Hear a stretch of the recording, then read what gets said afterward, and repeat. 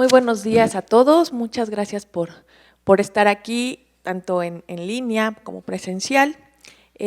Hoy tenemos el gusto de tener al profesor Yuri Salazar Flores de la Facultad de Ciencias. Él pues estudió en nuestra facultad la carrera de actuaría, luego hizo una maestría en Ciencias Matemáticas en conjunto con el IMAS, el Instituto de Matemáticas, la facultad. El doctorado lo hizo en Finanzas Computacionales en la Universidad de Essex y también hizo un postdoc en la Universidad de Macquarie en Australia. Y desde el año 2015 lo tenemos ya como profesor de tiempo completo en el Departamento de Matemáticas, lo cual a mí me da mucho gusto. Y pues te doy los micrófonos, Yuri, para que nos platiques de uso de modelos de dependencia para el análisis de portafolios de inversión. Muchas gracias. Bueno, muchas gracias, Mucuy. Primero que nada, agradecerte aquí a los que están presentes, a los que nos siguen en línea. Y bueno, también por la oportunidad de presentar, de hacer una plática de divulgación, que yo tenía bastante tiempo que no hacía una plática de divulgación. Y bueno, cuando me comentaste de la posibilidad, pues empecé a revisar las pláticas que había dado de divulgación y me di cuenta que pues realmente no eran tanto de divulgación. Entonces espero que la plática de hoy sí sea un poco más de divulgación, sí cumple el objetivo. Y bueno, elegí el tema de portafolios de inversión porque bueno, siento que existe un paralelismo entre los portafolios de inversión, el estudio de los portafolios de inversión y muchas de las materias que se dan en la facultad o en muchas de las instituciones educativas en el área de probabilidad. Pero quizás no es un tema que, si bien es aplicado a estas áreas, cuando se están enseñando las materias básicas de probabilidad, pues no se hace mucho hincapié en su aplicación a portafolios. Y se me hizo interesante los paralelismos que existen entre la teoría de portafolios moderna y la probabilidad clásica, ¿no? la teoría de la probabilidad. Entonces, la presentación de hoy, vamos a hablar un poco de esa relación, de ese paralelismo que existe entre la teoría moderna de portafolios y la teoría de probabilidad. Entonces, bueno, está dividido en, yo le puse aquí 6 partes, que en realidad voy a estar saltando de unas a otras, ahorita más o menos les explico. Primero vamos a hablar pues, de qué es un portafolio de inversión, para, digamos, estar en la misma sintonía, qué significa un portafolio de inversión. Vamos a hablar de qué factores son importantes al momento de analizar un portafolio de inversión. Desde el punto de vista primero financiero, o sea, para las personas que se dedican a finanzas, qué tipo de cosas les interesa al momento de analizar portafolios de inversión. Posteriormente ya vamos a entrar a la parte más probabilista y vamos a comentar pues, qué es un modelo probabilístico. Vamos a ver cómo cuantifican los riesgos, los modelos probabilísticos, de qué manera atacan los riesgos, porque pues los portafolios de inversión tienen la característica de ser pues, riesgosos, es decir, no sabemos exactamente qué tipo de rendimiento o qué tipo de comportamiento va a tener un portafolio de inversión. Y luego vamos a pasar al siguiente punto donde ya vamos a empatar los dos, ¿no? Vamos a tratar de empatar lo que platicamos de portafolios de inversión con lo que vamos a platicar de modelos probabilísticos, ¿no? Y a partir de ahí, bueno, vamos a analizar un poco de la historia de los portafolios de inversión, ¿no? Entonces vamos a empezar, digamos, dando la sesión así y después vamos a estar regresando al punto 2, o sea, vamos a primero a comentar qué factores eran importantes al principio del análisis de los portafolios de inversión y vamos a ver después qué modelos probabilísticos se aplicaron al principio y después pues, la evolución, ¿no? Vamos a regresar al punto 2, bueno, qué nuevos factores se han vuelto importantes en el análisis de un portafolio de inversión y vamos a tomar qué nuevos modelos probabilísticos son relevantes a los portafolios, ¿no? De alguna manera es un proceso evolutivo en el que pues, la teoría moderna de portafolios se ha ido nutriendo de la teoría de probabilidad y un poco viceversa, ¿no? Quizás también algunos análisis o una parte de la teoría de probabilidad pues también se ha nutrido de la necesidad de las personas que se dedican más a finanzas. Bueno, entonces vamos a platicar un poco de portafolios de inversión y antes de hablar de portafolios de inversión creo que es necesario hablar de activos financieros. En realidad un portafolio o los rendimientos de un portafolio se puede ver, vamos a ver ahorita la definición, pero un portafolio pues, se ve como un promedio, una canasta de distintos activos, pues que al juntarlos pues ya se vuelve un portafolio, o sea, no queremos invertir todo en un solo activo y pues, consideramos varios, pero pues, a final de cuentas es muy similar el concepto de portafolios al concepto de acciones, ¿no? Entonces una acción en términos prácticos se puede ver como un porcentaje del valor de una empresa que alguna persona o alguna ente económica adquiere. Entonces, ¿qué ocurre al momento de que una persona adquiere una acción o un porcentaje de una de una entidad económica, bueno, pues puede ser que el valor de la compañía suba o baje o se quede igual, ¿no? Puede haber fluctuaciones en el precio y eso hace que pues la persona gane o pierda dinero. En términos económicos se puede traducir así. Entonces aquí el primer concepto que vamos a considerar que es importante tanto en portafolios como en acciones es cuál es el rendimiento. Hay varios distintos tipos de rendimientos. Aquí estoy poniendo un rendimiento que se conoce como discreto, que me está indicando el cambio porcentual en el precio o el cambio, sí, porcentual en el precio de una acción, y me dice, por ejemplo, si yo invierto 100 pesos el día de hoy en una compañía, me dice cuál va a ser mi cambio porcentual durante un periodo, ¿no? Ese periodo puede ser un día, puede ser un mes, puede ser un año, pero me dice cuál es el rendimiento o cuál es la ganancia porcentual que yo obtengo, ¿no? Les digo, este es un tipo de rendimiento, es el rendimiento discreto, y pues es una parte muy importante en el análisis de acciones. Entonces, digamos que ese va a ser nuestro objeto de estudio, ¿no? Porque a veces pensamos en precios, en realidad la teoría moderna de portafolios en lo que se centra más es en rendimientos, analizar los rendimientos de un portafolio. Bueno, vamos a ver, aquí pongo una explicación. Voy a platicar ahora de cómo podemos ver a un portafolio, ¿no? Entonces, un portafolio, el primer supuesto es que contamos con una serie de acciones, o partimos de que tenemos acceso a una serie de acciones, y vamos a escoger qué acciones considerar en nuestro portafolio, sobre qué acciones comprar o vamos a comprar, y bueno, la podemos definir, o el rendimiento del portafolio otra vez. No nos vamos a centrar en precios, vamos a hablar de rendimientos, ahí vamos a hacer todo nuestro análisis. El rendimiento de mi portafolio pues está dado como un promedio del rendimiento de las acciones que lo conforman, ¿no? Aquí puedo poner una gran canasta y puede ser que algunos de los valores valgan cero, es decir, no está restringido aquí a que todos los valores tengan un cierto, o todas las acciones tengan un cierto porcentaje positivo, sino pues simplemente lo que sí debe cumplirse es que en esta representación los pesos que le doy a cada activo pues sumen 1. Entonces, ese va a ser a lo que me voy a referir cuando estoy hablando de portafolios de inversión, ¿no? Ese es el punto de interés en los portafolios de inversión. Bueno, ¿qué se busca? Entonces, vamos otra vez a platicar desde el punto de vista financiero. ¿Qué busca una persona que se dedica a analizar portafolios de inversión? Bueno, en general, sobre todo en la primera parte, les decía, esta parte que estamos considerando aquí es la primera parte, vamos a estar regresando a esta pregunta, digamos que no voy a contestar en esta diapositiva esa pregunta del todo, sino vamos a pensar en un primer análisis de portafolios, digamos en los años 50, cuando empezó la teoría moderna de portafolios. ¿Qué se buscaba? Y bueno, lo que se buscaba era pues tratar de maximizar los rendimientos de un portafolio, es decir, un portafolio se volvía deseable cuando lográbamos maximizar los rendimientos asociados al portafolio, y empezó a surgir un concepto que pues es muy relevante a probabilidad, que es el concepto de riesgo. ¿A qué me voy a referir con riesgo? Bueno, hay varias maneras de definir el riesgo de un portafolio, pero en general vamos a tratar de pensar en riesgo como la característica del portafolio en donde no se queda en un lugar fijo, ¿no? Como que se mueve demasiado. El comportamiento del portafolio pues es, pues, digamos, impredecible, quizás está un poco relacionado con esa palabra incierto. Y bueno, desde el principio del análisis de la teoría de portafolios moderna, pues fue algo que no es tan deseable, ¿no? Lo que queremos o lo que nos gustaría es tener un rendimiento alto, pero pues que sea más o menos seguro tener un rendimiento alto, ¿no? O sea, no queremos que haya fluctuaciones que digas, bueno, este portafolio parece tener un rendimiento alto, pero pues también puede ser que tengas un rendimiento muy bajo. Entonces, son dos características que desde el principio del análisis de los portafolios pues fueron muy, muy importantes, ¿no? En un principio, en la teoría clásica de Markowitz, lo que él plantea es, bueno, tengo una canasta de portafolios, voy a mover mis pesos y voy a ver de los portafolios que se me generan, cuál portafolios tiene un rendimiento máximo y un riesgo mínimo. Era, pues, digamos, el planteamiento inicial en la teoría de portafolios, cómo lograr eso, ¿no? Puedo jugar con los pesos, tengo un cierto número de acciones y voy a ver, al jugar con los pesos, cómo le hago para que el portafolio resultante pues tenga un rendimiento máximo mientras conserva un riesgo pues controlado o mínimo, ¿no? Bueno, entonces esta es a grandes rasgos el primer acercamiento que hubo a los portafolios, ¿no? En la teoría moderna de portafolios. Ahorita vamos a regresar a esos puntos, son muy importantes, pero ahora vamos a comentar un poco de teoría de probabilidad, ¿no? Entonces les decía, voy a tratar de hacer un paralelismo entre la teoría de la probabilidad y la teoría moderna de portafolios.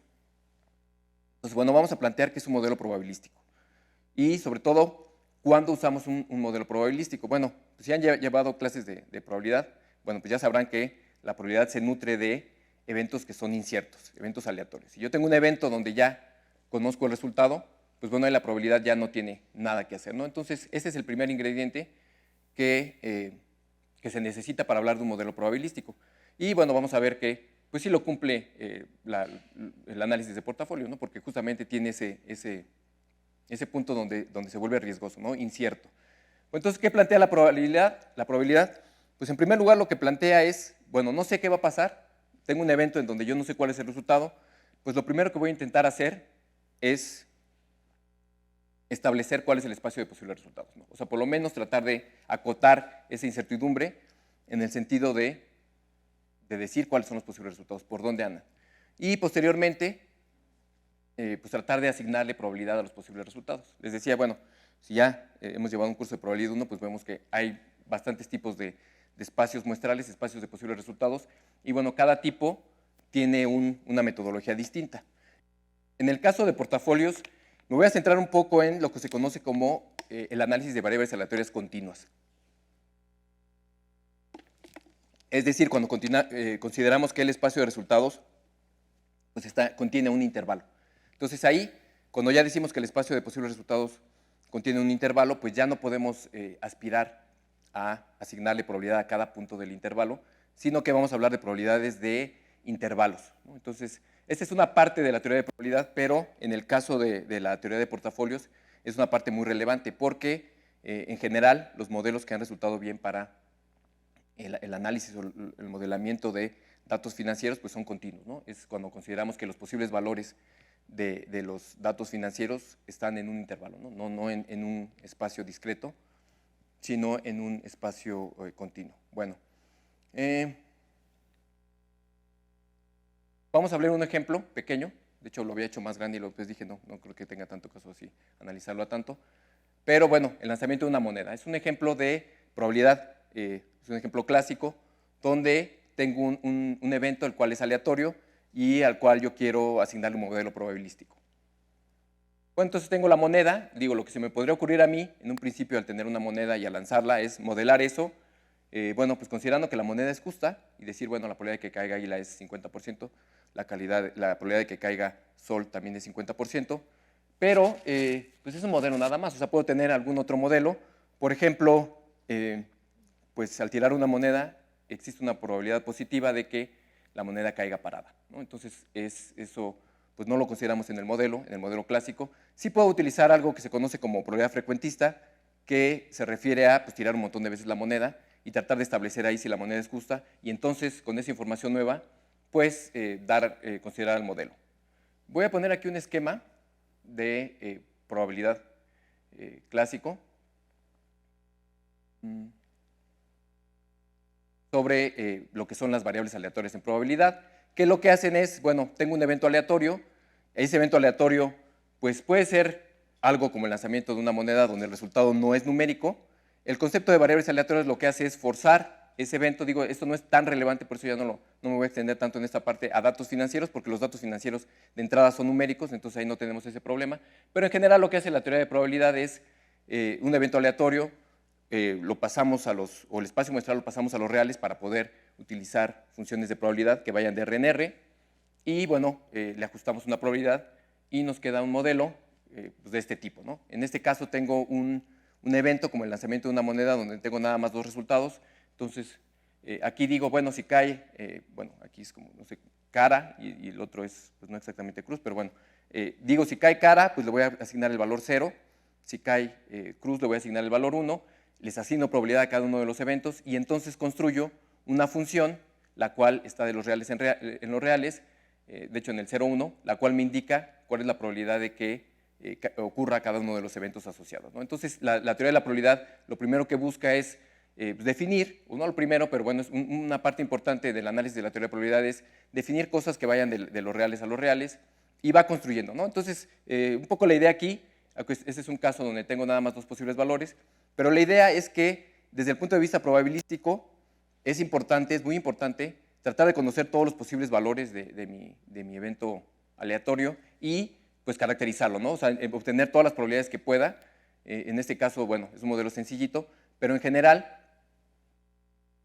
pues es importante conocer o caracterizar completamente en términos probabilísticos a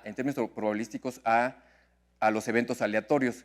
Digamos, en un principio el análisis de portafolios no hace tanto hincapié en esto, pero bueno, sí quería dar como que un poco la diferencia de los dos. En el caso, cuando tengo una cantidad finita o numerable de posibles resultados, pues les doy probabilidad a todos, ese es el objetivo de la probabilidad. Si no, en el caso donde tengo un intervalo, bueno, pues por lo menos intento asignarle probabilidad a todos los intervalos posibles, ¿no? Y bueno, aquí surge un concepto que es muy relevante en probabilidad, que es el concepto de función de distribución, el cual me dice cuál es la probabilidad de que la variable esté atrás de un cierto valor, ¿no? Entonces, en datos financieros eso es muy intuitivo, no es muy directo, porque son datos numéricos. Pero bueno, es una función que es fundamental en el análisis de eventos aleatorios. Quería comentarla porque, bueno, vamos a ver qué pasa con el análisis cuando ya tenemos vectores aleatorios un poco más adelante. Bueno, como les decía, en el caso continuo, pues se prefieren los modelos continuos, es decir, preferimos esos, no que se prefieran nada más porque sí, sino que pues tienen un mejor desempeño los modelos que consideran a todo un intervalo como el espacio de posibles resultados. Bueno, y la herramienta clásica que se utiliza para cuantificar la incertidumbre, en este caso, en el caso continuo, es la función de densidad, la cual me dice o se utiliza, si es que existe, para calcular la probabilidad de que mi variable aleatoria o mi evento aleatorio en este caso, bueno, podemos ya traducirlo, los precios de algún activo, los rendimientos de algún activo, se encuentren en un intervalo determinado, ¿no? Entonces, esta función es un instrumento muy importante en la teoría clásica de probabilidad porque si yo quiero calcular la probabilidad de que una variable esté en un cierto intervalo, pues la utilizo, ¿no? Entonces, primero se construye, hay varios métodos de construcción, pero una vez que la tengo, pues ya me sirve para calcular la probabilidad de que esté en cualquier intervalo, como integrándola, ¿no? Entonces, es un método gráfico muy importante. Bueno, después voy a regresar a esta gráfica, o bueno, no voy a regresar, sino que voy a platicar sobre ella.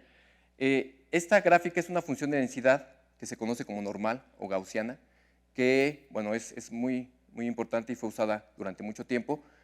Hay un teorema que se conoce como el teorema central del límite que me dice que asintóticamente el comportamiento de muchos datos pues, tiende a tener este tipo de comportamiento.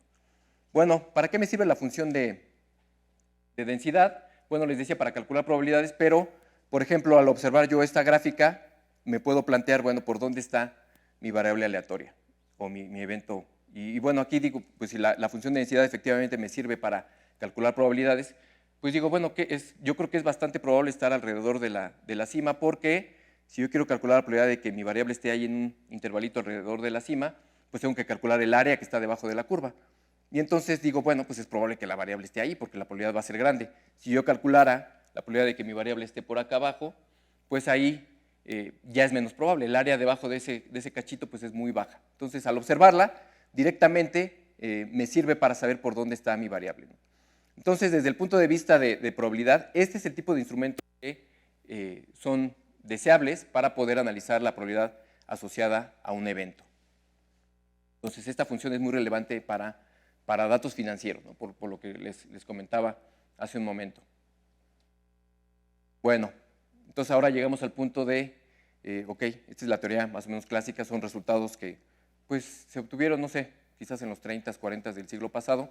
La teoría de portafolio moderna empezó por ahí en los 50s también del siglo pasado. Y entonces es, bueno, todo ese conocimiento que se tiene, cómo aplicarlo a la teoría de portafolios, ¿no?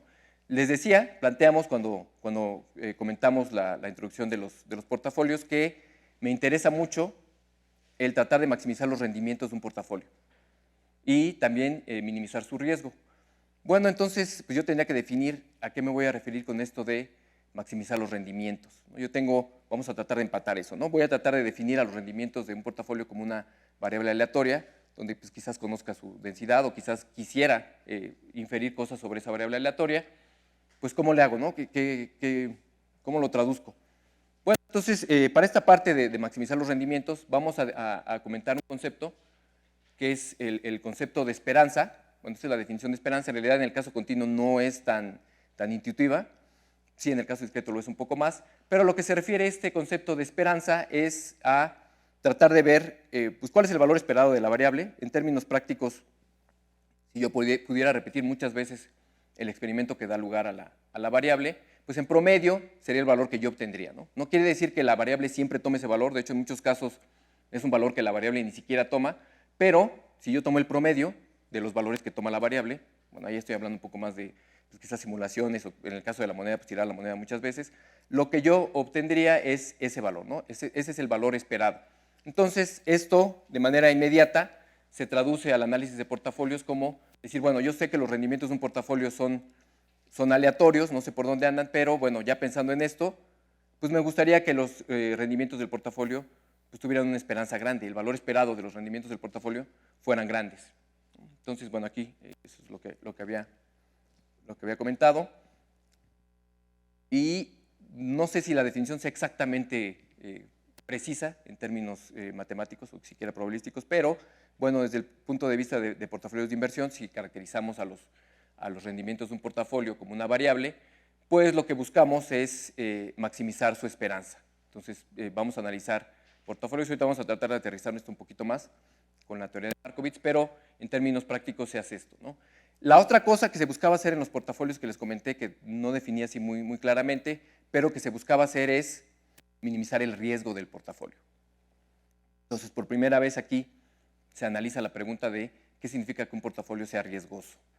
Realmente el término riesgoso tiene una connotación pues, coloquial negativa, sin embargo no necesariamente es así, ¿no? Realmente la definición, sobre todo en términos probabilísticos, es algo cuyo resultado es incierto, ¿no? Tiene más que ver con incertidumbre que con algo catastrófico. Entonces vamos a pensar un poco en riesgo como es hecho, ¿no? El riesgo, de hecho, pues hay varias maneras de definirlo, no hay una manera única, pero en términos de un portafolio de inversión y sobre todo partiendo de que ya conocemos cuál es el valor esperado de una variable aleatoria o de un portafolio, de los rendimientos de un portafolio, el riesgo está definido como, pues, qué tan lejos estoy de ese valor que yo espero. Si yo tengo un portafolio cuyo valor esperado es, no sé, X, y el portafolio pues prácticamente siempre está cerca de X, pues es un portafolio poco riesgoso. Por otro lado, puedo tener otro portafolio que tenga el mismo valor esperado, pero pues esté fluctuando muchísimo. Entonces, la manera de definir riesgo entre los dos es decir que el portafolio que es más riesgoso es el que más está fluctuando lejos de su media, ¿no? A eso le vamos a llamar riesgoso. No necesariamente el concepto pues, peyorativo que le podríamos dar al riesgo, sino qué tan lejos está de su media. De hecho, bueno, existen varias medidas para cuantificar esto. Se les conoce como medidas de dispersión, ahí no lo puse, alrededor de la media. Y bueno, de las medidas de dispersión alrededor de la media, la que pues ha sido preferida, existen varias razones, podría ser el valor absoluto y no el cuadrado, pero en este caso es la varianza. La varianza es el valor esperado de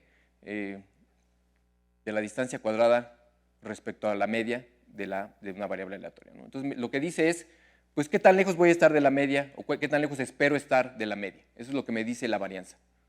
Entonces, inmediatamente, este concepto se volvió sinónimo de riesgo, ¿no? Es el riesgo asociado a una variable aleatoria.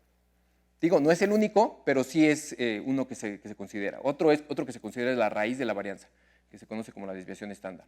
De hecho, en muchos términos, no voy a entrar mucho en detalle de eso, pero es una medida mucho mejor el considerar la raíz de la varianza.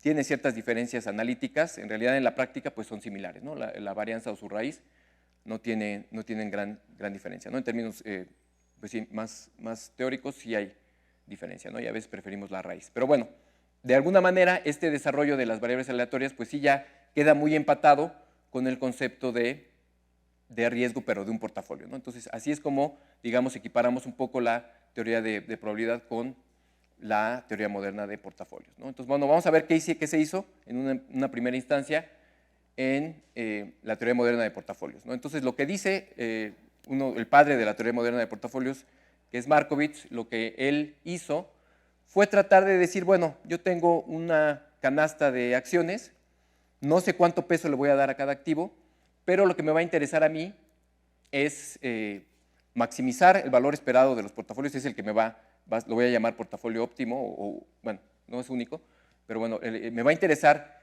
que los portafolios tengan un valor esperado grande, es decir, rendimientos altos, y que tengan una varianza mínima. Entonces Markowitz dice, bueno, ¿cómo hacemos eso? Pues primero necesito pues poder estimar la esperanza de un portafolio, poder estimar la varianza, el riesgo de un portafolio. ¿Cómo lo hacemos? Y bueno, aquí pues vamos a tocar un poquito la estadística, si bien pues algunos lo consideran una parte de la probabilidad, pues también lo podemos ver como algo más independiente, y para poder hacer eso que plantea Markowitz, lo primero que necesitamos son datos. O sea, si yo no tengo datos, si a mí me dicen tengo este portafolio y no tengo absolutamente nada de datos, pues no voy a poder hacer nada. Entonces, lo que se plantea para poder hacer, y desde un principio en el análisis de datos financieros o de series financieras, es considerar datos. Si no tenemos datos, pues realmente no vamos a poder hacer nada. Entonces, bueno, pues vamos a considerar que tenemos datos. ¿A qué le voy a llamar datos en el caso de un portafolio? Bueno, en el caso de un portafolio o de activos, pues datos de una acción, a lo que se refieren es pues precios pasados o rendimientos pasados. Entonces, con base en rendimientos pasados, yo voy a tratar de predecir cuál es el rendimiento futuro. Entonces, desde un principio, en el análisis de portafolios, pues se intentó hacer eso, se hizo eso, ¿no? Ya después, lo vamos a ver un poquito más adelante, pues tiene varios bemoles, tiene varios problemas o cosas que tenemos que considerar con cuidado, pero ese es el ingrediente primero, ¿no? Ya para tratar de responder este problema, ¿no? De maximizar el rendimiento y minimizar el riesgo. Bueno, estadística, vamos un poco de estadística. ¿Qué plantea la estadística? La estadística plantea que podemos inferir cosas de una variable aleatoria mediante observaciones. Entonces, si yo tengo un experimento del cual yo quiero saber, por ejemplo, el lanzamiento de una moneda, ¿no? Si yo quiero saber cuál es la probabilidad de que caiga águila en la moneda, pues me puedo usar la estadística y puedo empezar lo que les decía hace rato, puedo lanzar la moneda un montón de veces y fijarme pues cuántas veces cae águila. Entonces, un montón de veces es algo bastante truculento porque pues, es muy difícil establecer qué es un montón. Obviamente, si la tiro una vez y cae águila, pues no voy a decir que la probabilidad de que caiga águila es 100%, pues necesito hacerlo muchas veces, ¿no? Entonces, ya eso es algo de lo que se ocupa la estadística. Pero bueno, sí es importante, en primera, considerar datos, construir cosas, inferir cosas sobre la variable a través de datos. ¿Qué se necesita? ¿Qué es lo que pide la estadística? En primer lugar, dice, bueno, si tienes observaciones, ¿qué es deseable? Pues va a ser deseable que esas observaciones sean independientes, es decir, que no, si yo tiro la moneda una vez, eso no afecte pues el siguiente lanzamiento, lo cual desde ahí es un poco ambiguo, pero bueno, eso es un requerimiento teórico de la estadística que es importante mencionarlo en el desarrollo de la estadística. Tienen que ser independientes las observaciones, no tienen que afectar una a la otra y tienen que seguir todas el mismo comportamiento, ¿no? Tienen que ser efectivamente observaciones del mismo evento, a eso se refiere con idénticamente distribuidas, ¿no? Que es un término muy común tanto en estadística como en probabilidad, que pues contar con una muestra de algo, ¿no? Y con muestra, en general la definición nos dice que tienen que ser observaciones que son independientes y que siguen el mismo comportamiento, ¿no? O sea, que son idénticamente distribuidas, ¿no?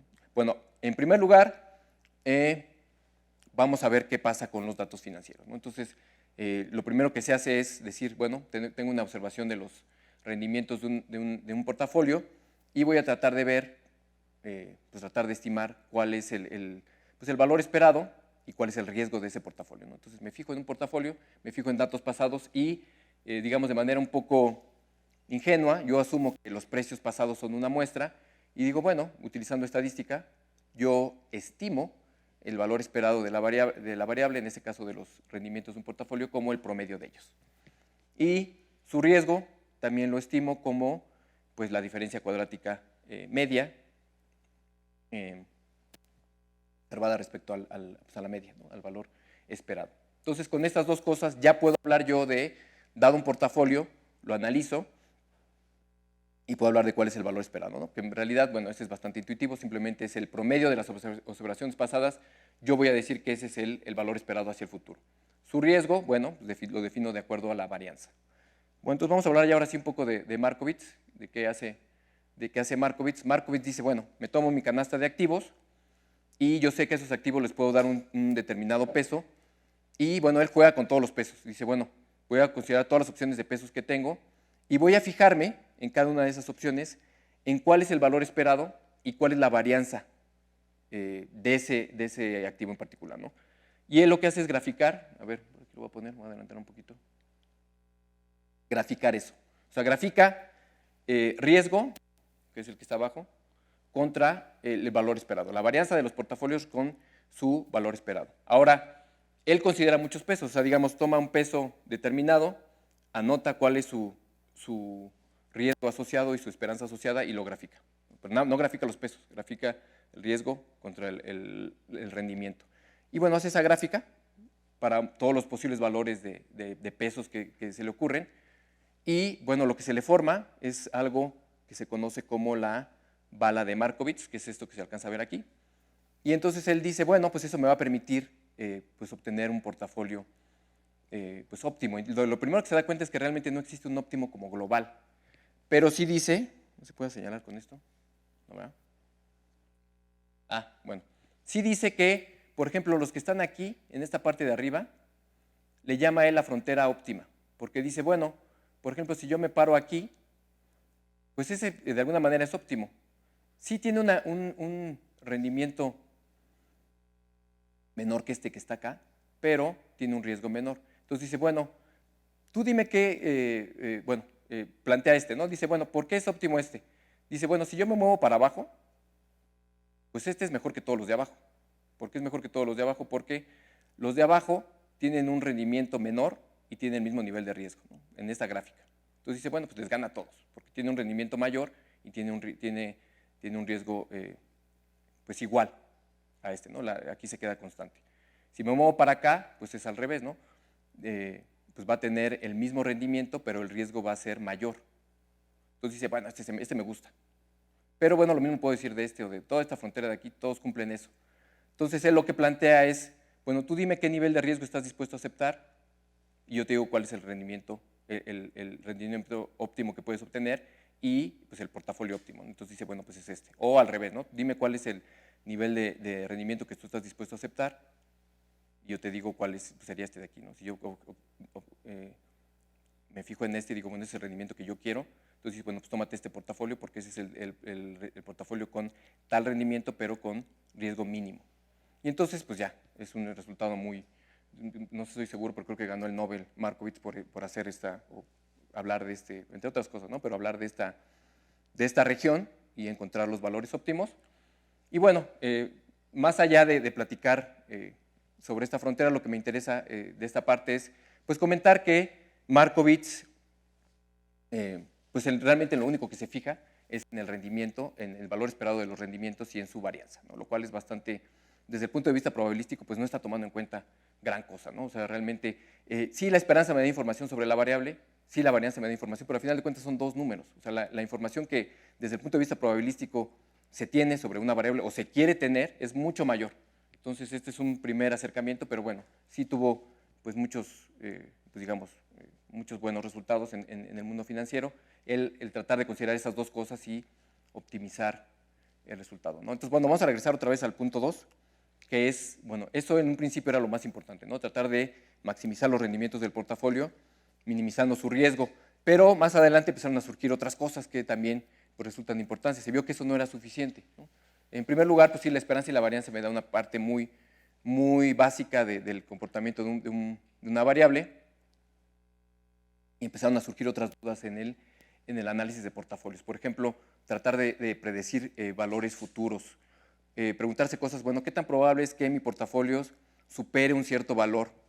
Son preguntas que con el análisis clásico de Markovits no podemos contestar.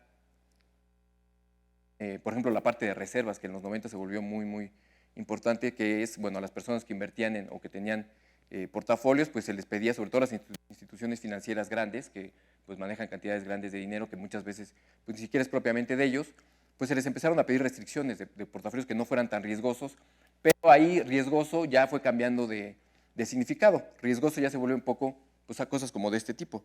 Tratar de decir, bueno, qué tanto dinero necesito yo para estar preparado para fluctuaciones de mi portafolio, ¿no? Bueno, otro concepto que también se vuelve importante es el concepto de diversificación de portafolios, que vamos a mencionar también a grandes rasgos. Bueno, entonces toda esta, digamos, nuevas cosas que fueron surgiendo en el análisis de portafolios, pues la teoría de la probabilidad otra vez pues, puso de su parte para tratar de contestar estas preguntas, ¿no? Y además de esto, hay ciertas cosas que empezaron a darse cuenta los financieros, que es pues, que los datos financieros tienen un comportamiento muy poco normal, dicho desde el término gaussiano, ¿no? Muy distinto a los datos, por ejemplo, de biología, que tienen otro tipo de comportamiento, ¿no? Entonces, por ejemplo, algo que tienen los datos financieros, tienen mucha autocorrelación, lo cual tiene bastante sentido. O sea, por ejemplo, el precio o el rendimiento de un activo hoy, pues tiene mucho que ver con el rendimiento de ese activo mañana. Entonces, tomarme como el rendimiento de hoy con respecto al rendimiento de mañana como algo independiente, pues no es buena idea, porque pues existe autocorrelación. Otra cosa, la varianza va cambiando a lo largo del tiempo. Esto se conoce como heterocedasticidad. No es constante, entonces es algo que pues, choca con supuestos de estadística y que pues, empezaba a dar resultados pues, poco deseables. Sobre todo quizás es el más importante que hizo que la evolución del análisis en general de datos financieros pues cambiara mucho, que es el de las colas pesadas. ¿A qué me refiero con colas pesadas? Bueno, que la probabilidad de eventos extremos es grande. ¿Y a qué me refiero con grande? Pues por lo menos más grande que los modelos primeros que se usaron, ¿no? Mucho más grande.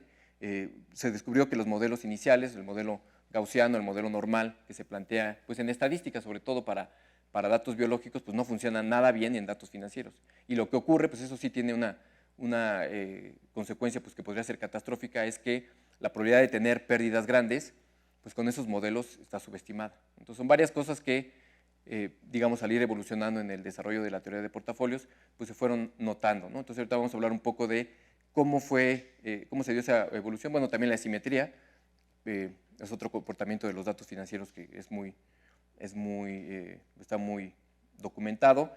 Y con la asimetría me refiero a que pues realmente, por ejemplo, si planteamos dónde están los rendimientos de un activo, pues bueno, que están alrededor de la media, pero resulta que en datos financieros son leptocúrticos, es decir, es mucho más probable estar del lado izquierdo de la media que del lado derecho.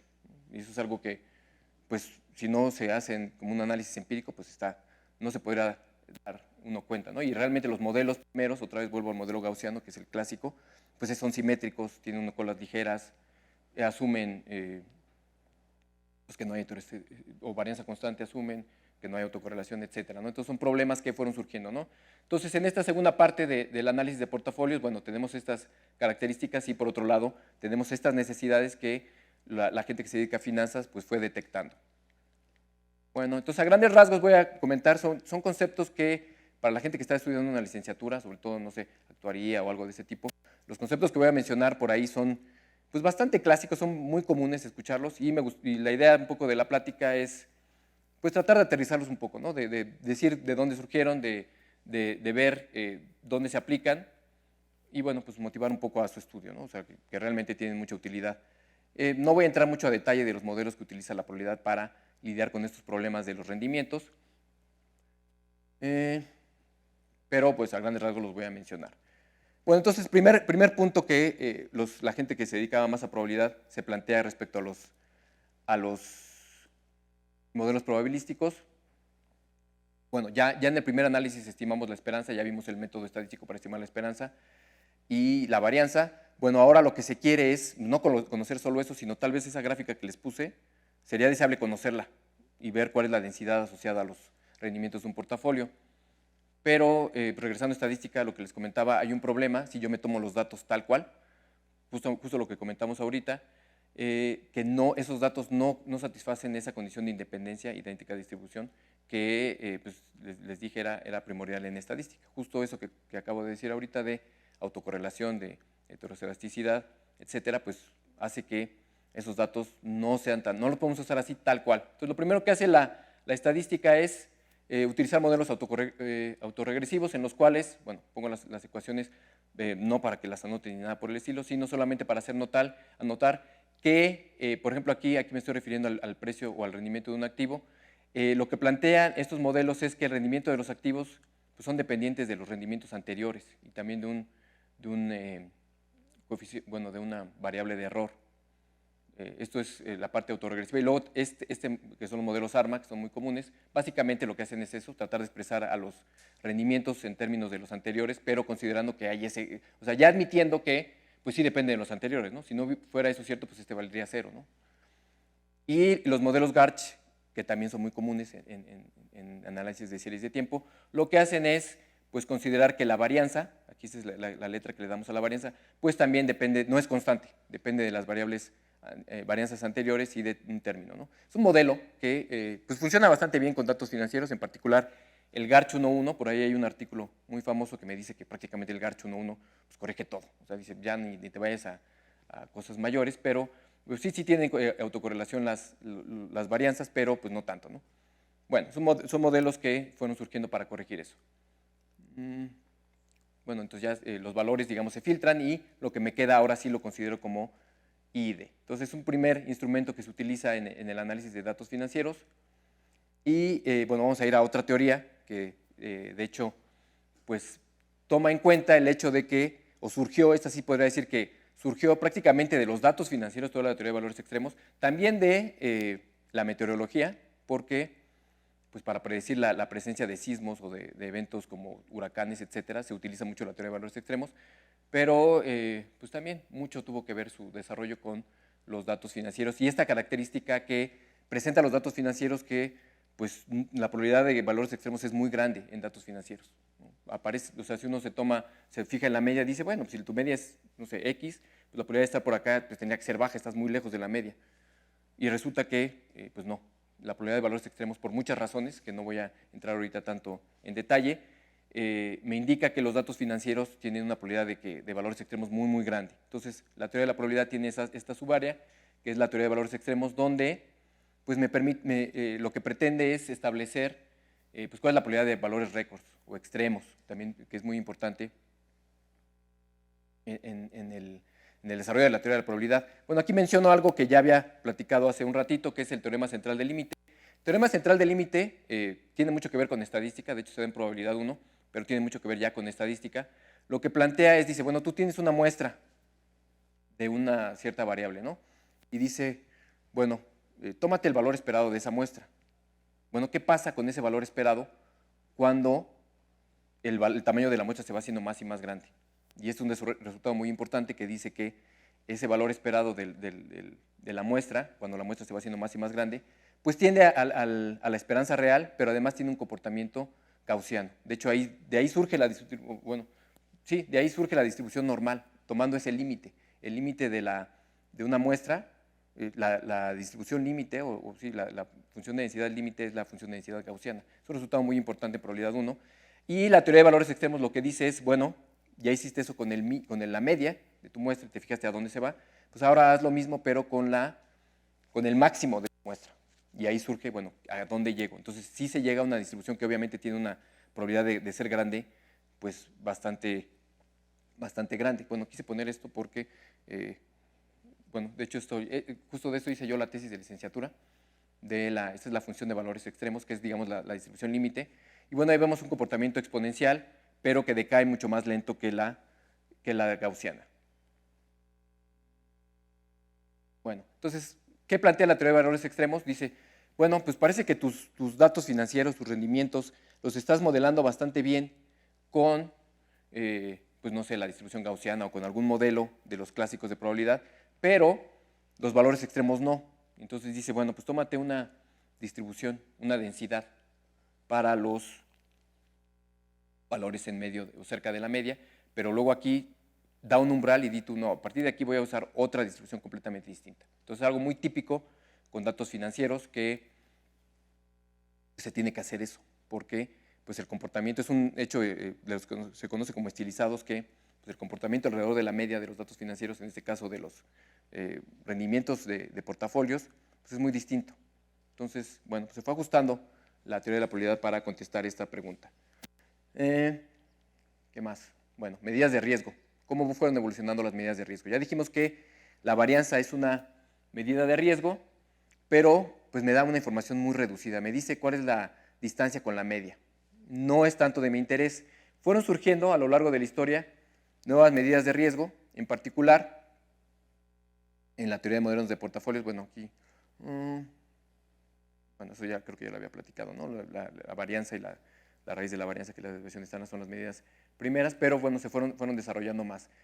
Bueno, no puedo dejar de mencionar el valor en riesgo, que es una medida de riesgo asociada o utilizada sobre todo para portafolios, que está definida como un cuantil. Es decir, bueno, déjenme adelanto. Dada la función de densidad de un portafolio, que ya platicamos más o menos para qué me sirve cómo, me dice, bueno, si tú te vas aquí a un cierto valor dado, por ejemplo, la probabilidad, el área que está aquí, en esta regioncita de aquí puse es 1%. ¿Qué quiere decir eso? Tengo una densidad, en realidad pues, siempre integran 1, porque la probabilidad de estar abajo de aquí es 1. Acuérdense, las densidades se utilizan para calcular probabilidades integrando abajo. Entonces, si yo digo que aquí esta área es 1%, me fijo en este valor. ¿Qué me indica este valor? Me dice que en el 99% de los casos yo voy a estar por acá. Es decir, el área que está aquí a la derecha es 99%. Entonces, la probabilidad de estar por acá es del 99%. Entonces, este valor se utiliza mucho como reserva, el VAR. ¿Por qué se utiliza como reserva? Pues porque yo puedo decir que si yo tengo esa cantidad abajo de mi colchón, en el 99% de los casos yo voy a estar protegido para fluctuaciones de mi portafolio, ¿no? Entonces, esa es la definición del VAR. No voy a entrar tanto en detalle bueno, aquí es la definición, es la inversa de la función de distribución, pero bueno, creo que gráficamente, sin entrar en tanto detalle de probabilidad, pues eso es una reserva que me protege para el alfa por ciento de los escenarios. Entonces es otra medida de riesgo que se empezó a utilizar muchísimo, sobre todo en los 90 hubo unos acuerdos donde se empezó a regular a las instituciones financieras y a decir, bueno, si vas a estar haciendo o apostando en la bolsa, cosas de ese tipo, pues tienes que tener una reserva lista para que después tú no me estés pidiendo que te rescate, ¿no? Son como restricciones que se empezaron a dar por parte de los gobiernos a las instituciones que pues manejan portafolios. Entonces, esta medida de riesgo es bastante más sofisticada que la varianza, por ejemplo. Tiene problemas, aquí yo puse la definición, de hecho, tiene bastantes problemas, no es, sobre todo en términos analíticos, hay unas propiedades que se conocen como de coherencia, y no es coherente, esta tiene varios problemas. Hay alternativas, aquí yo puse la pérdida esperada, que básicamente es, una vez que yo sé que estoy en esta región, yo tengo una pérdida superior a este valor, ¿cuál es el valor que yo espero tener de pérdida? No este cuantil de aquí, sino cuál es el valor esperado de pérdida. No quiero entrar tanto en detalle en esa parte, pero bueno, el hecho es que la teoría de los portafolios pues, fue llamando nuevas medidas de riesgo que ya no van más allá de la varianza.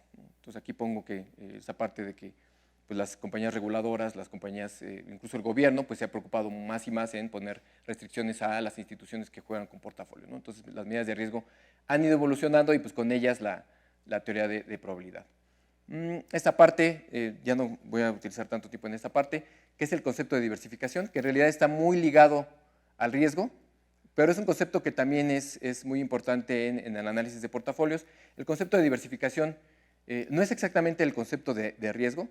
Diversificación, o la definición de diversificación, no hay una única, hay varias, pero en términos generales lo que plantea que un portafolio esté diversificado no es tanto que el portafolio tenga un riesgo pequeño, sino es que partiendo de activos que tal vez son riesgosos, al combinarlos, ese riesgo se disipa. A eso se va a referir uno cuando habla de un portafolio diversificado, no tanto que tenga un riesgo bajo, sino decir, bueno, no tiene un riesgo bajo, pero mira, los activos originales eran súper riesgosos y al combinarlos, pues ya le quitaste un montón de riesgo, entonces lo diversificaste. A eso se refiere. Yo pongo una definición aquí, obviamente hablando de riesgo, pues está basada una medida de diversificación, tiene que estar basada en una medida de riesgo, y lo que me dice es, por ejemplo, aquí tengo un promedio, en realidad es una medida, la diversificación no es un concepto relativo, ¿no? Siempre es la relación entre el riesgo de los activos con el riesgo del portafolio. Entonces, por ejemplo, aquí lo ve como un radio en el que pues, comparo el riesgo promedio de los activos con el riesgo del portafolio. Y digo, bueno, pues si esa distancia es grande, pues quiere decir que la diversificación es grande. Bueno, es el cambio relativo. Por ejemplo, es una manera de medir diversificación. Y aquí volvemos a la parte de riesgo, porque es muy importante medir el riesgo de un portafolio. Pues, por ejemplo, aquí ya me da. Por ejemplo, aquí una muy buena medida de diversificación es considerar riesgo aquí la desviación estándar, que es un método muy básico, pero pues funciona bien para tratar de medir eso. Y, bueno, más. Bueno, aquí ya a grandes rasgos hice un análisis de la evolución de la primera parte de la evolución de la teoría de portafolios. Bueno, llegamos a este punto que me interesaba mucho llegar, a este punto, quizás un poco antes, pero bueno, ya llegamos, en el que las personas que se dedicaban a analizar portafolios, pues empezaron a ver, siempre hay una necesidad, o sea, como que la gente que se dedica a finanzas siempre está empujando a la gente que se dedica a cosas de probabilidad, ¿no? Dice, dame un modelo mejor, ¿no? Hay muchos intereses ahí. Y de repente se empezaron a preguntar, bueno, estás haciendo el análisis del portafolio como si fuera una variable, pues univariada, ¿no? Valga la redundancia. Una variable en R, ¿no? Algo que vive en una dimensión. Pero en realidad tú estás jugando con un portafolio que pues, es un vector. No es, ¿qué tanto estás considerando la dependencia que existe entre los activos? O sea, sí, al tomar el promedio, pues, está metida ahí la dependencia, pero no la estás tomando demasiado en cuenta. En realidad, ya existía ya desde hace mucho tiempo, así como hablamos de variables aleatorias, existe una teoría que de hecho pues, es un cambio bastante grande que se ve en el curso de probabilidad 2. En el curso de probabilidad 1 prácticamente vemos variables aleatorias y en el curso de probabilidad 2 vemos vectores aleatorios. Entonces, pues hubo gente que empezó a decir, bueno, todo este análisis que se está planteando está bien, pero ¿por qué no consideras al portafolio primero como un vector aleatorio? O por lo menos los rendimientos de los activos asociados a un portafolio, ¿por qué no los ves como un vector y utilizas probabilidades pues, relacionadas a un vector, ¿no? Que hay mucha más teoría. ¿Cómo alteraría esto su análisis?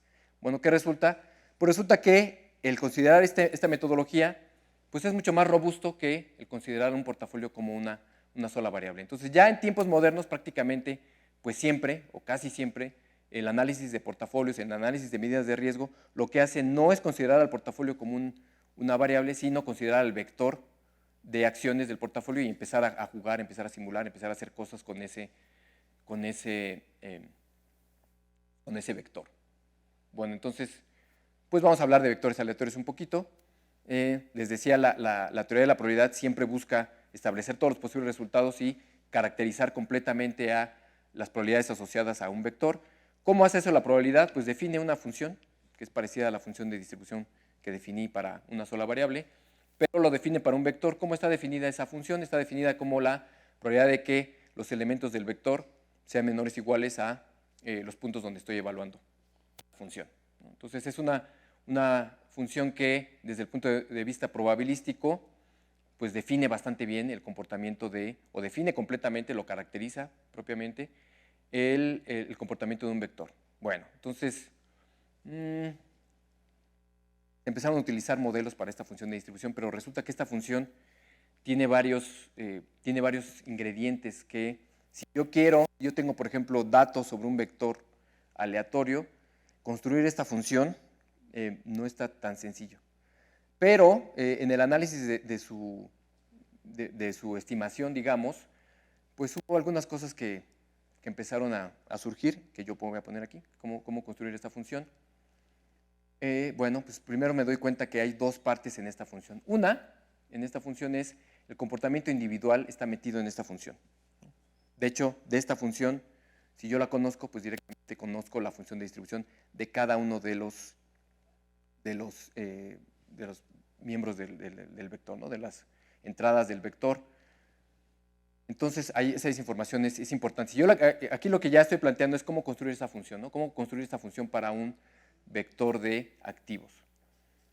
Bueno, una parte es, un ingrediente para construir esa función es conocer la función o el comportamiento individual de cada uno de los activos. Pero también necesito saber para construir esa función cómo interactúan. Aquí pongo un ejemplo. En el caso cuando son completamente independientes, la función de distribución del vector se puede ver como el producto de la función de distribución de cada uno de sus elementos. Pero es un ejemplo muy básico. En general, pues no es así. Necesito conocer muchas más cosas sobre el vector para poder construirla, ¿no? ¿Qué cosas necesito conocer sobre el vector? Pues cómo interactúan. Y si es muy relevante en datos financieros, pues considerar esto, ¿no? A ver, no tengo tanto tiempo, pero sí quiero mencionar un par de cosas. ¿Qué tipo de información está metida en este concepto de cómo interactúan? Bueno, si los miembros del vector son inversamente proporcionales, qué tanto afecta el que uno tenga un valor grande a que otra entrada tenga un valor pequeño. Hay muchas cosas que tienen que ver con dependencia. Y brevemente nada más quiero mencionar un instrumento que se utilizó durante bastante tiempo, que es el coeficiente de correlación, que bueno, por ahí a lo mejor lo hemos escuchado, es bastante de uso pues, común, que me indica pues, qué tanto afecta el comportamiento de una variable a otra, ¿no? En el caso de dos variables, y pues es bastante difícil de interpretar, pero bueno, parecido a la esperanza, hay mucha más información, ¿no? Que en la dependencia entre variables que este coeficiente, y hay un modelo que se conoce como cópulas, el cual pues satisface, o una cópula satisface esta ecuación que pongo aquí, la cual es pues, muy importante, que lo que me dice es que esa función me va a caracterizar la dependencia entre variables. Bueno, ¿por qué pongo esto? Porque pues resulta que la función de distribución que pues es la que caracteriza completamente desde el punto de vista probabilístico a las variables o a los vectores aleatorios, pues la puedo construir de dos maneras. Primero construyo las funciones de distribución o veo el comportamiento individual de las variables y después me fijo en cómo es su dependencia y pues las junto, las compongo esas dos funciones y la construyo. ¿Por qué es tan relevante esto? Porque desde el punto de vista práctico, inicialmente cuando se empezó a hablar de vectores aleatorios y portafolios, pues lo que se hizo fue tomar funciones de distribución que ya estaban dadas y resulta que pues no eran nada flexibles. Entonces, con el tiempo este modelo pues permite modelar por separado primero el comportamiento individual de las variables y luego su dependencia, ¿no? Entonces, a grosso modo, bueno, eso es lo que hacen las cópulas y eso es lo que pues hace que sean pues de mucho interés en muchos lados. Bueno, aquí ya trato de justificar un poco por qué es importante usar las cópulas, pero me voy a saltar esa parte y quiero darles un poco cómo se aplica las cópulas a datos financieros, cómo se hace ya en el tiempo pues, más moderno, cómo se aplica, cómo se modelan los portafolios. Bueno, entonces aquí doy una pequeña receta en 3 pasos para modelar un portafolio de activos, ¿no? Entonces, en un primer paso, lo que se hace es fijarse en la densidad, bueno, aquí puse distribución, pero son equivalentes, la densidad univariada de cada una de las acciones. Entonces, modelamos eso con algún método que ya platicamos, ¿no? Todo el desarrollo que se hizo primero para portafolios, ahora lo aplicamos, pero primero a cada una de las variables que conforman el portafolio, ¿no? Bueno, esto no es tan relevante, ¿no? Se toman ahí. Después se construye la dependencia, pero con otro modelo que es completamente distinto. Y esto es muy importante en finanzas, que el comportamiento de los datos financieros pues es muy poco, o más bien es muy flexible, ¿no? De repente tienes un comportamiento individual de un cierto tipo, pero luego el comportamiento, la dependencia es de otro tipo, tienes que los datos alrededor de la media los modelas muy bien con un modelo, pero los datos alrededor de la cola no. Entonces, es muy importante cuando se trabaja con datos financieros, utilizar modelos casi para cada detallito que quieras modelar, pues un modelo distinto, ¿no? Entonces esto, pues, este metodito que les pongo aquí, pues tiene esa ventaja, ¿no? Que primero se fija en cómo se comportan los datos individuales y después ya, pues modela la dependencia, se le ajusta un modelo de dependencia. Y después, por ejemplo, ya tengo mi vector, ya lo tengo bien modelado, ya tengo su función de distribución conjunta, y luego, pues, ¿cómo le hago para calcular, por ejemplo, el VAR asociado a eso? No hay una fórmula cerrada que me permita pasar de la función de distribución a la función, a las medidas de riesgo o a las medidas de diversificación, por ejemplo, y lo que se hace es, pues, simular. Se utilizan técnicas de simulación. Y bueno, esta metodología que puse aquí, muy a grandes rasgos, pues resulta que es mucho más robusta que la metodología que se utiliza en la primera parte de la plática, donde consideramos a los rendimientos de un portafolio como algo univariado. Bueno, pues a grandes rasgos es lo que les quería dar. Preguntas, pues adelante. Bueno, muchas gracias, Gonzalo. ¿Preguntas? Los que están conectados en el Facebook, por favor, si quieren preguntar, aquí estamos pendientes. A ver si. A ver, espérame tantito.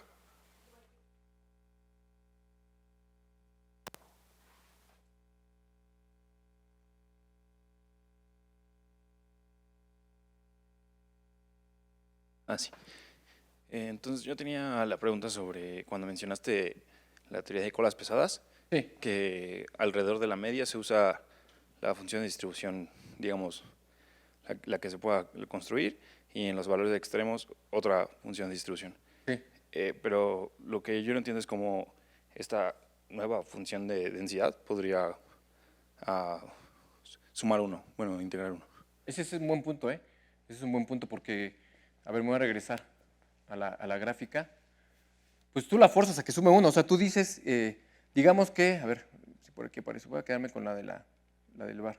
Pero sí, justo estaba viendo eso y dices, bueno, pues si a final de cuentas la probabilidad es la misma, pues, ¿qué tanto, cómo le haces para que efectivamente lo que dices, ¿no? Que la probabilidad de valores extremos sea grande, pero siga sumando lo mismo que la original. Justamente es el punto que manejas y es muy, muy cierto. Pues lo que haces es cambiar el umbral. Por ejemplo, ¿qué sí modelan bien los modelos gaussianos, los modelos clásicos? Modelan bien los valores alrededor de la media. Entonces, este método que utiliza la teoría de valores extremos se conoce como pico sobre el umbral. Tú decides un umbral y dices, bueno, hasta aquí mi función de densidad funciona bien. De aquí para acá ya no.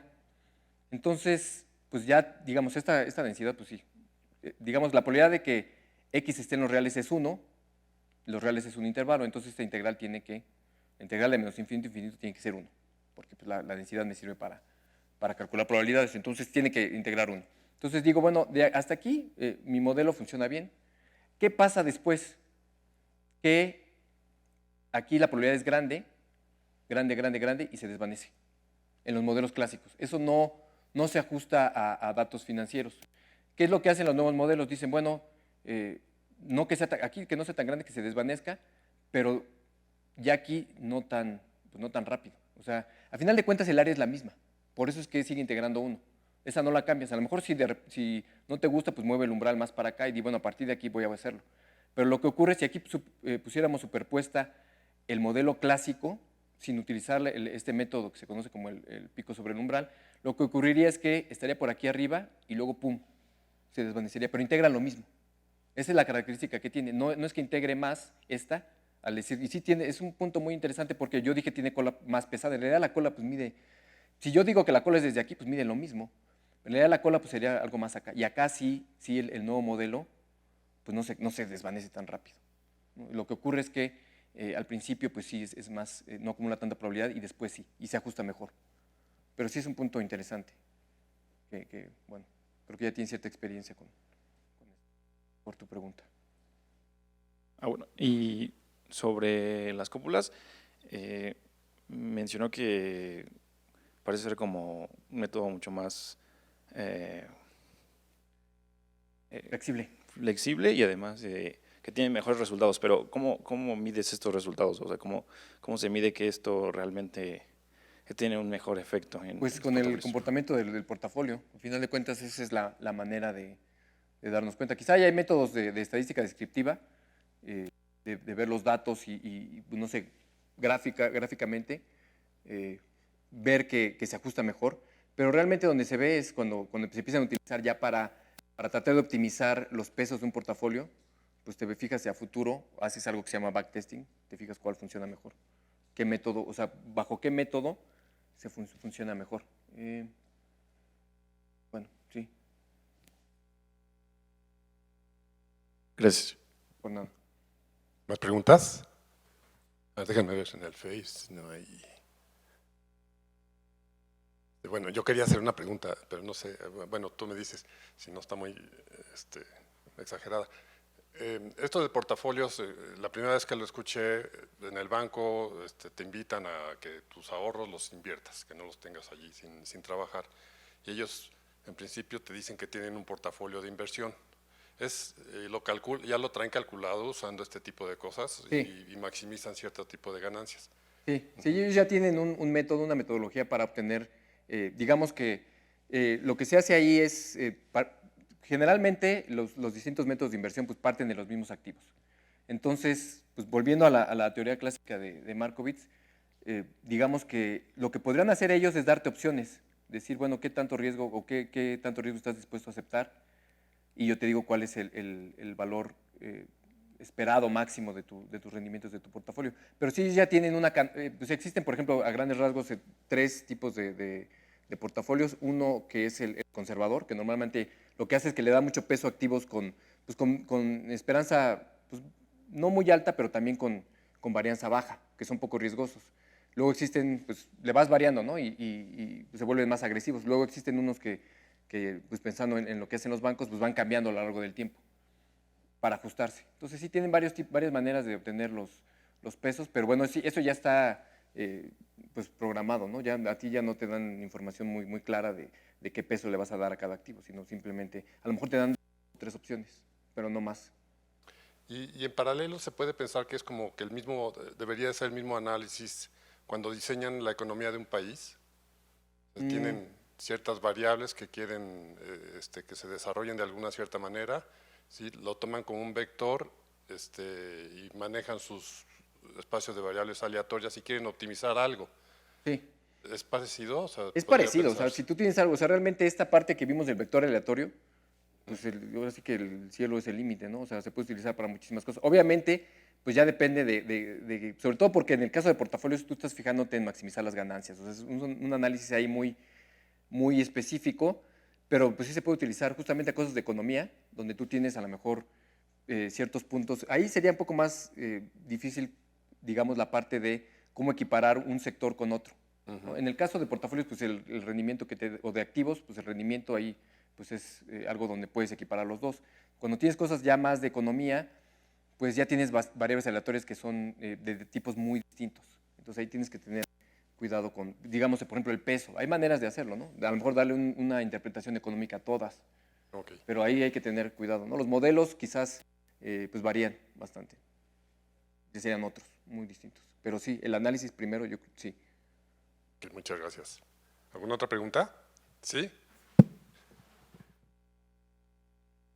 Por ejemplo, tengo una duda con la inversión que hizo Silicon Valley en bonos, que fue antes del periodo de que sabemos en que subieron las tasas de interés y todo esto, y entonces pasó lo que pasó.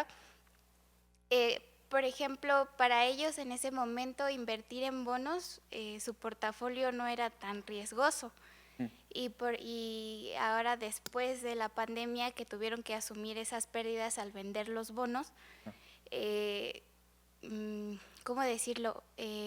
No hubo una forma de darse cuenta, o sea, al medir el riesgo de tu portafolio, ¿lo haces solo una vez o lo tienes que hacer progresivamente? No, de hecho, por ejemplo, el VaR y la pérdida esperada se van haciendo diarios, o sea, las instituciones grandes lo van haciendo diario.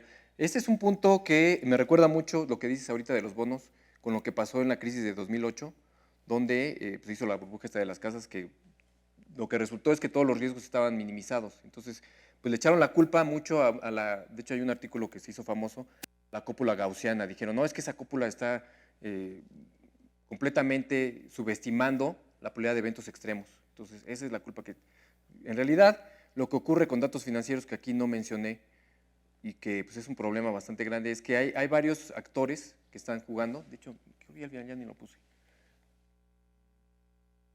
Y no lo comenté o no lo puse.